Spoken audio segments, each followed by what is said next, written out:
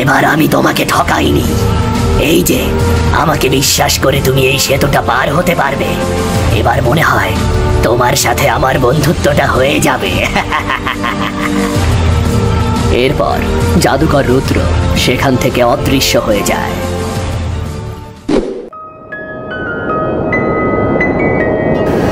অর্জুন চোখ খুলে দেখে চারপাশে শুধু বালি আর গরম হাওয়া। সূর্য তপ্ত, জুতার নিচে বালির জ্বালা, দূরে কারো কান্নার শব্দ ভেসে আসছে।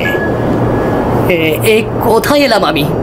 চারপাশে শুধু ধোঁয়া আর বালি, দূরের কিছুই আমি দেখতে পারছি না। আর সেই সন্ন্যাসী বেশি জাদুকর কোথায় গেল?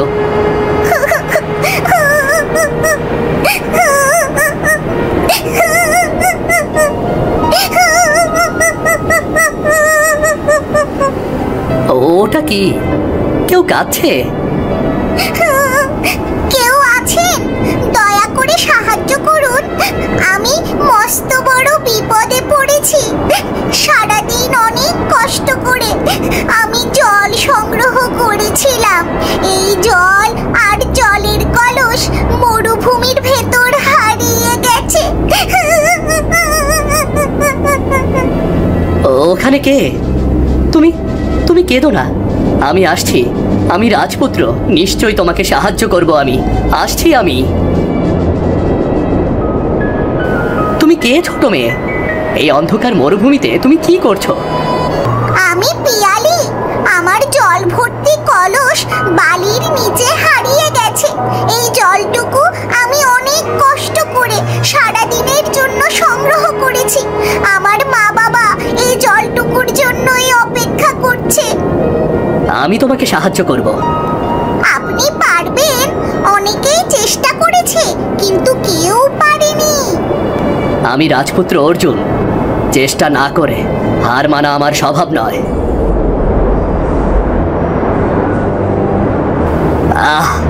এটা তো গরম, তীব্র গরম। আমার হাত একেবারে পুড়ে যাচ্ছে। আপনি চাইলে চলে যান। আমি অভিশপ্ত মেয়ে, আমার কাছে থাকাটা আপনার জন্য একদম নিরাপদ নয়। এখান থেকে চলে গেলেই আপনার জন্য মঙ্গল হবে।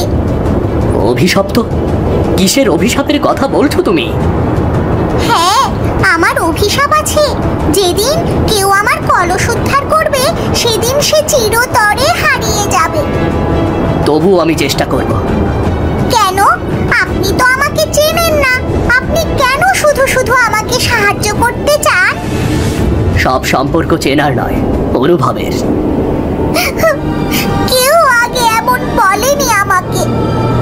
অর্জুন আবার বালিতে হাত ঢোকায়। আলো ঝলমল করে ওঠে, কলস বেরিয়ে আসে, আর সাথে সাথে পিয়ালি সেই বহুরূপী জাদুকরের রূপ নেয়। আমি আবার তোমাকে বোকা বানালাম, তুমি আমাকে চিনতে পারোনি।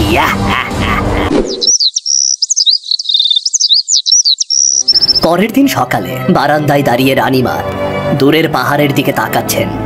অর্জুন অনেকক্ষণ ধরে জঙ্গলে ফিরে আসেনি এখনো। বাতাসে হালকা কাঁপন, পাখির ডাক ভেসে আসছে। সেবক রঘু পাশে দাঁড়িয়ে অস্থির হয়ে আছে। কতক্ষণ হয়ে গেল অর্জুন বের হয়েছে, এখনো ফিরে আসেনি। এই অজানা জঙ্গলের মধ্যে সে একা। আমি কেমন করে শান্ত থাকবো বুঝতে পারছি না। মহারানী, আমি সত্যিই ভয় পাইতেছি।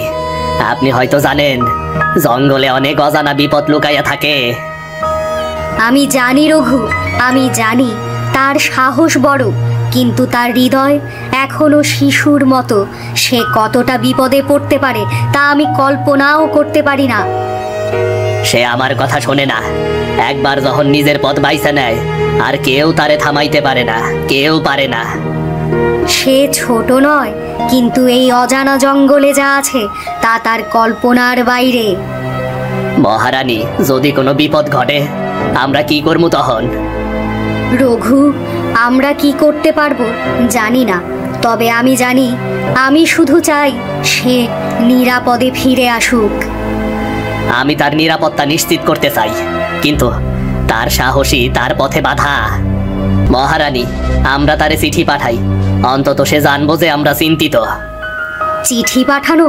সে কি কখনো চিঠি পড়ে শান্ত হবে? হয়তো মহারানী, কিন্তু অন্তত সে আমাগর ভালোবাসা অনুভব করব।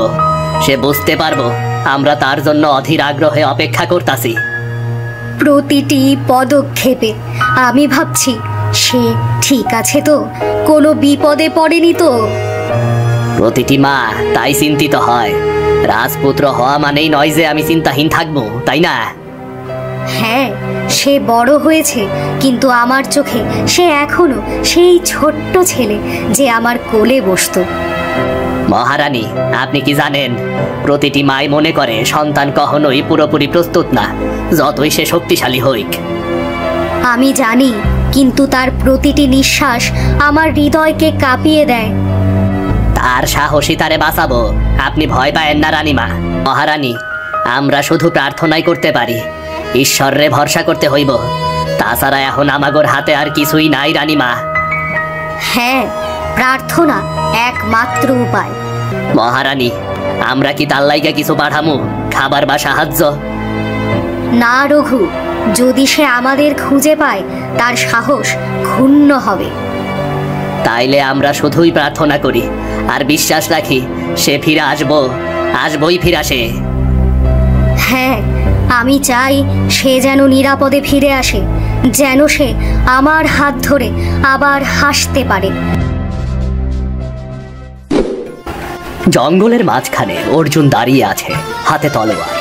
রুদ্র ধীরে ধীরে তার সামনে আসে, রূপ বদলাচ্ছে, কিন্তু এবার কোনো রূপেই সে শত্রু নয়, বরং ক্ষমা প্রার্থনা করছে। অর্জুন, আমার সমস্ত ছলনা, সমস্ত পরীক্ষা, সেগুলোকে ভুলে যাও। আমি তোমার কাছে ক্ষমা চাই। তুমি? রুদ্র, কিভাবে আমি তোমার কথা বিশ্বাস করব বলো? বুঝতে পারছি তুমি বিভ্রান্ত। আমি সব ভুল করেছি, আর তাই তোমার কাছে ক্ষমা চাইতে এলাম। শুধু ভুল? তুমি আমাকে কতবার ঠকিয়েছ, বিপদে ফেলেছ। হ্যাঁ, আমি করেছি, কিন্তু আমি চাই তুমি বোঝো, সেখানে কোনো অবিচার ছিল না, শুধু পরীক্ষা ছিল। পরীক্ষা? কি পরীক্ষা? কত বিপদ, কত ভয়, কত অন্ধকার আমি দেখেছি। আমি জানি অর্জুন, তাই আজ আমি এখানে এসেছি তোমার কাছে সরাসরি ক্ষমা চাইতে। ক্ষমা? তুমি কি জানো আমি কি কষ্টে ভুগছি? জানি, এবং তাই আমি চাই তুমি ফিরে যাও। প্রাসাদের শান্তি, নিজের পরিবার, নিজের মা, সবকিছু এখনো তোমার জন্য অপেক্ষা করছে। আমি জানি না তুমি কি সত্যিই বন্ধু, না আবার অন্য কোনো ছলনা করছো আমার সাথে। আর কোনো ছলনা নেই, আমি কেবল সত্য বলতে এসেছি। তুমি কি বলতে চাও? আমি এখনই প্রাসাদে ফিরতে পারি, বলো। হ্যাঁ, ফিরে যাও। তুমি আর কোনো বিপদের মুখোমুখি হবে না, ফিরে যাও। কিন্তু তুমি কি সত্যিই শত্রু নও? কখনো ছিলাম, কিন্তু আজ অর্জুন আমি শুধু তোমার শান্তি চাই। আমি সত্যি সত্যি তোমাকে বন্ধু হিসেবে ভাবতে শুরু করেছি। আমি তোমাকে তোমার প্রাসাদের কাছে নিয়ে যাচ্ছি। এবার তুমি তোমার প্রাসাদে ফিরে যেতে পারো। প্রাসাদ? মা, সবাই, আমি কি সত্যিই ফিরে যেতে পারবো? সবাইকে ফিরে পেতে পারবো? পারবে, আর ফিরে গেলে তাদের ভালোবাসা আবার তোমার হৃদয়কে জাগাবে। তোমার মা বাবা তোমার জন্য অধীর আগ্রহে অপেক্ষা করছে। তুমি জানো আমি কতবার ভীত হয়েছিলাম, কতবার হারানোর ভয় পেয়েছিলাম আমি। এখন আমি চাই তুমি আর ভয় না পাও। বিশ্বাস করো, আমি আর কোনো পরীক্ষা নেব না, শুধু একবার বলছি ফিরে যাও। ঠিক আছে, আমি যাব। আর এই যাত্রা থেকে আমি শিখেছি সব ছলনার মধ্যে সত্য খুঁজে পাওয়া যায়। হ্যাঁ অর্জুন, আর মনে রেখো, কখনো ভয়কে হৃদয়ে জায়গা দিও না। তুমি শক্তি পেয়েছ। আমি ফিরে যাচ্ছি, আর কখনো আর কোনো শত্রু আমার মনের শান্তি ভাঙতে পারবে না। তবে আমি মাঝে মাঝে আসব। অর্জুন রাজ্যে ফিরে এসেছে। প্রজারা বারান্দা থেকে বের হয়ে আসছে। প্রজারা, সেবকরা আনন্দে চিৎকার করছে। রানীমা অপেক্ষা করছেন, চোখে অশ্রু ও হাসি মিশ্রিত। অর্জুন তার মায়ের দিকে এগিয়ে যায়, তারপর বহুরূপী জাদুর সব রূপের গল্প শুরু করে। মা, আমি ফিরে এসেছি। সব ঠিক আছে। তুমি আমাকে নিয়ে শুধু শুধু চিন্তা করেছ। দেখতে পাচ্ছ তো আমি একদম ঠিক আছি। অর্জুন, তুমি নিরাপদে ফিরে এসেছো, এটাই যথেষ্ট খুশির কারণ। তুমি জানো না যে কয়দিন তুমি বাইরে ছিলে আমি একদম ঘুমাতে পারিনি। মা, আমি এত দূরে গিয়েছিলাম, বহু বিপদও দেখেছি মা।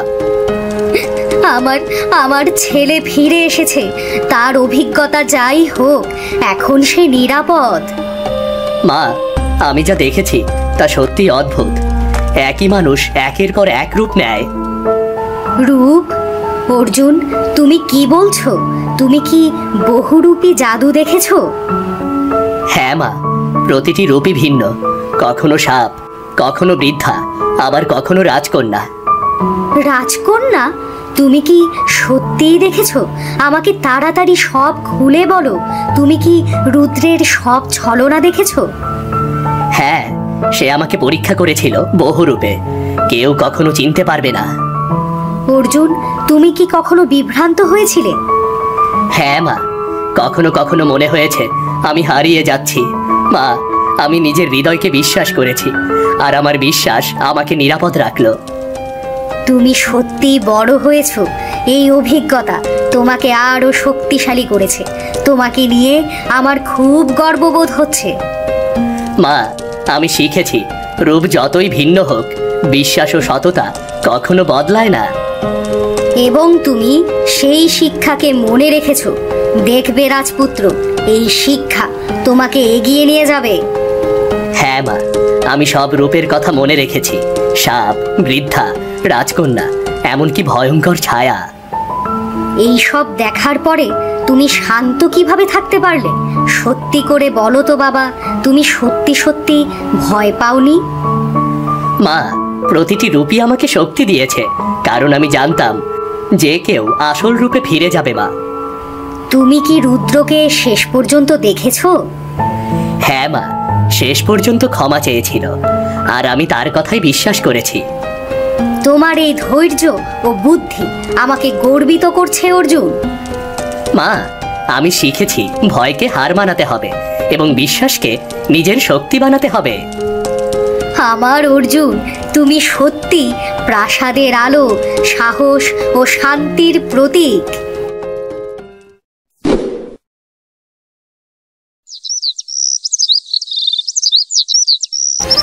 রাজা অর্জুন প্রাসাদের মহল থেকে বেরিয়ে 10 বছর পর জঙ্গলে প্রবেশ করেছে।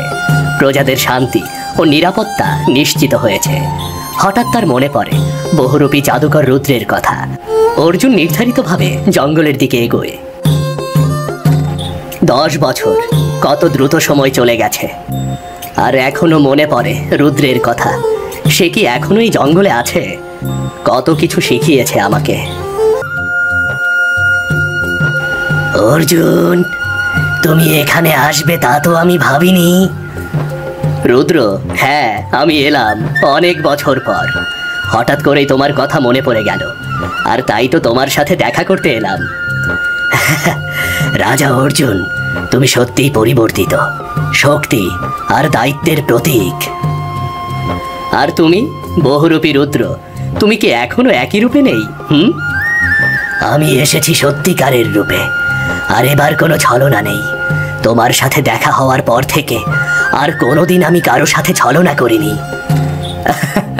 সেই সব ছলনার দিনগুলো মনে আছে? কত কিছু শিখেছি তোমার কাছ থেকে আমি। হ্যাঁ, তুমি বড় হয়েছ অর্জুন, শুধু শক্তি নয়, হৃদয়েও বড় হয়েছ। রুদ্র, আমি আসলে তোমার জন্য অনেক কিছু অনুভব করেছি। কি অনুভব করেছ? বন্ধুত্ব, আরো অনেক কিছু মনে হয়। এক ধরনের বিশ্বাস যা এই বছরগুলোতে জন্ম নিয়েছে। অর্জুন, আমি জানতাম তুমি যেদিন আমাকে ক্ষমা করে দিয়েছিলে সেদিন থেকে আমার হৃদয় জানতো তুমি আবার আমার সাথে দেখা করতে নিশ্চয়ই আসবে। আমরা কি কখনো ভাবতাম যে রাজার বহুরূপী জাদুকর এই জঙ্গলে বন্ধুত্ব করে তুলবে? না না, কিন্তু জীবন সবসময় অপ্রত্যাশিত শিক্ষা দেয়। তোমার সাথে আবার দেখা করতে পেরে ভালো লাগছে। আমারও এই 10 বছরে তুমি অনেক বড় হয়েছ। আর আমি চেয়েছিলাম যদি কখনো আসি, আমাদের কথোপকথন শুধুই বন্ধুত্ব আর বিশ্বাসের হোক। ঠিক বলেছ অর্জুন, আমরা আর পরীক্ষা করব না। এবার আমাদের সম্পর্ক নতুন সূচনা করবে। তুমি কি জানো, তুমি যখন আমার জীবনে এলে তখন থেকে আমার মানসিক শক্তি আরো বেড়ে গেল। আর তুমি দেখিয়েছ শক্তি শুধু ক্ষমতা নয়, বন্ধুত্ব ও ভালোবাসার মধ্যেই প্রকৃত শক্তি। এই বন্ধুত্ব আমাদের দুজনের জীবনকে বদলে দিয়েছে। আর এটা শুধু শুরু, অনেক কিছু শিখবো একে অপরের থেকে। হ্যাঁ, আমি চাই তোমার সঙ্গে পথ চলা একটি নতুন বন্ধুত্ব, যেখানে আমরা একে অপরকে সমর্থন করব। এক কাজ করো বন্ধু, তুমি আমার সাথে আমার রাজ্যে চলো।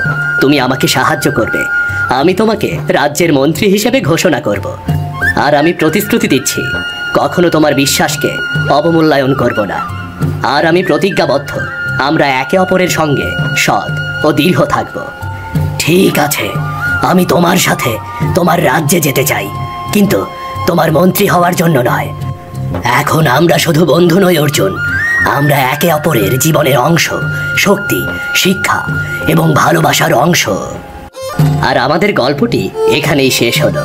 আমাদের আজকের গল্পটি কেমন লাগলো তা আমাদের জানিয়ে দিন কমেন্ট করে। আর আমাদের চ্যানেলটি সাবস্ক্রাইব করতে কিন্তু ভুলবেন না।